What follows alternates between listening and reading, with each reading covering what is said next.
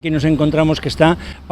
recortado e ao mesmo tempo rodeado e afogado por vías que son de titularidade distinta da municipal. Temos a C305 que é da Xunta, a C302 que vai hasta Oleiros tamén da Xunta e un pouco máis alá, apenas a 200 metros, temos unha carretera da Diputación que empezando no Xobre vai hasta o límite do Camiño Ancho.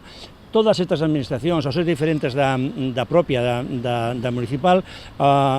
obligan a que cada cousa que se queira facer e que os traballos que se vayan realizar neles, así mismo como a consideración urbanística sexa complicada e dificulten máis que axuden ao progreso dos povos, das vilas, dos concellos. Por outra banda, os nacionalistas reclamanlle tamén ao goberno de Nos Pobra que se estableza un calendario que recolla os pasos a dar coas dúas administracións, tanto coa Xunta de Galicia como coa Deputación da Coruña, para a entrega á titularidade municipal destes viais, así como tamén que se estableza con elas as formas de compensación económica para o mantemento e mellora no futuro.